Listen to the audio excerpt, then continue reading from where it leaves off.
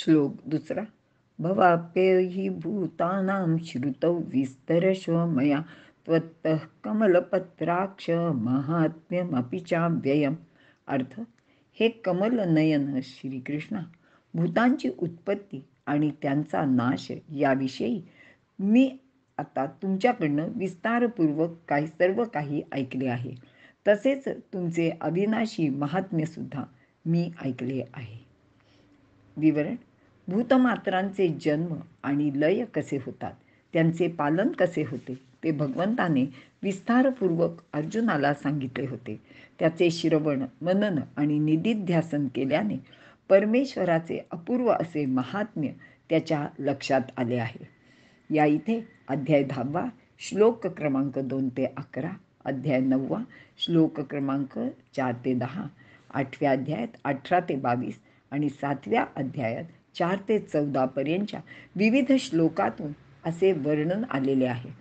असा हा ईश्वराचा महिमा अवर्णनीय, अतर्क्य व अचिंत्य आहे व तो अगदी थोडासाच खरं तर वर्णन केला आहे असे अर्जुन इथे म्हणत आहे. भवाप्ययि भूतानां श्रुतौ विस्तर शोमम.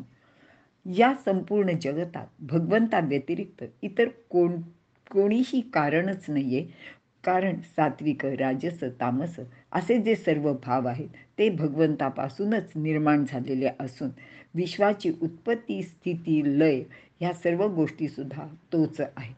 आणि हे लक्षात घेऊनच आता अर्जुन असे म्हणत आहे की आज आपल्याकडून या सर्व गोष्टी मी नीट ऐकल्या आहेत आणि आपण सांगितल्याप्रमाणे आपल्याला म्हणजे भगवंताला जो तत्वाने जाणतो तो अविचल भक्तियोगाने आपल्याशी युक्त होतो. आता हे सुद्धा मला चांगलंच कळलं आहे आणि नुसतं कळलं नाही हे तर मला ते चांगल्या प्रकारे जाणवलं आहे. माझ्या अंतःकरणात ते चांगलंच ठसलेलं आहे आणि त्याचमुळे माझा जो काही मला मोह झाला होता तो नाहीसा झाला आहे असे सांगत होता. तरीसुद्धा त्याचा मोह आणि त्याच्या मनातली शंका खरं तर पूर्णपणे नाहीशी झालेली नाही असं आपल्याला पुढील 2 श्लोकावरून नीटपणे लक्षात येते. अर्जुन सांगतोय की माझा मोह गेलाय किंवा माझ्या शंका सगळ्या आता निरसन झाल्या आहेत, पण तसं प्रत्यक्षात होत नाही. त्याला अजूनही काहीतरी भगवंताला विचारायचं आहे. काय ते आपण पुढील 2 श्लोकात पाहणार आहोत. इथे आपण थांबूया.